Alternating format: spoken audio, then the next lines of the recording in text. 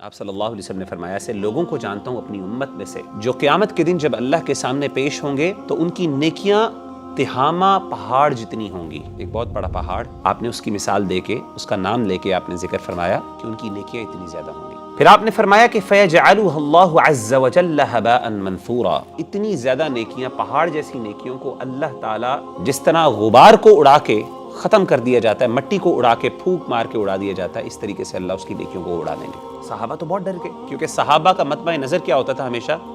آخرت. امیجن کریں کہ انہوں نے تو دنیا اپنی سب چھوڑ دی تھی، کس کے لیے؟ آخرت کے لیے. یا رسول اللہ صفہم لنا، اللہ کے رسول ہمیں ذرا بتائیے ان لوگوں کے بارے میں، ان کی ذرا نشانیاں بتا دیں، ان کی کیریکٹرسٹکس بتا دیں. اللہ نکون منہم ونحن لا نعلم، کہیں ایسا نہ ہو کہ غلطی سے ہم ان لوگوں میں شامل ہو جائے، ہمیں پتہ ہی نہ چلے، ہمارے اندر بھی وہ باتیں ہوں، خصلتیں ہوں. آپ نے فرمایا اما انہم اخوانکم ومن جلدتکم ویأخذون من اللیل کما تأخذون. آپ نے فرمایا وہ تمہارے بھائی ہیں، تمہارے جیسے مسلمان کہ وہ راتوں کو کبھی کبھی عبادت بھی کر لیا کریں گے. سبحان اللہ. آپ امیجن کریں ذرا، یعنی وہ راتوں کو اٹھنے والے لوگ بھی ہوں گے، یہ نہیں کہ صرف وہ نمازیں نہیں پڑھتے ہوں گے، نہیں، نمازیں کیا، راتوں کو قیام کرنے والے بھی کچھ ہوں گے ان میں سے. اور آپ نے فرمایا لیکن ان کی اصل بات کیا ہے، اصل ان کا گناہ اور جرم یہ ہے اذا خلوا بمحارم اللہ انتہکوها، جب وہ اکیلے ہوتے ہیں تو پھر اللہ کی جو حدود ہوتی ہیں ان کو پامال کر دیتے ہیں، اللہ کی جو باؤنڈریز ہوتی ہیں ان کو کراس کرتے ہیں، ان کو وائلیٹ کرتے ہیں. یہ ان کا سب سے بڑا گناہ.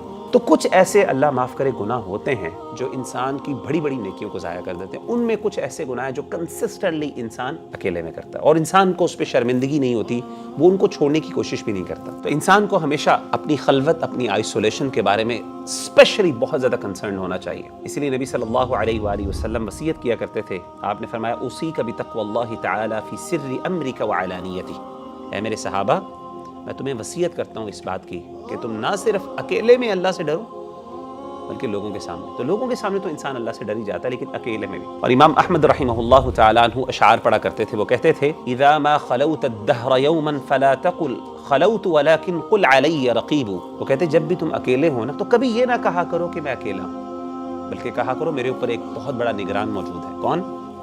اللہ کی ذات. کبھی بھی یہ گمان نہ کرنا، تمہیں کہیں یہ دھوکہ نہ ہو جائے کہ اللہ تعالیٰ تمہارے عمل سے غافل ہے، بلکہ کیا ہے جو بھی تم عمل کر رہے ہو، جو تم چھپا رہے ہو اس سے، وہ سب کا سب اس سے کچھ بھی چھپا ہوا نہیں. جس انسان کو یہ احساس ہو جائے کہ میرا رب جو ہے وہ مجھے دیکھنے والا ہے اور اس کو اللہ کے رقیب ہونے کا احساس ہو، سبحان اللہ، وہ کیسے خلوت کے گناہ کر سکتا ہے.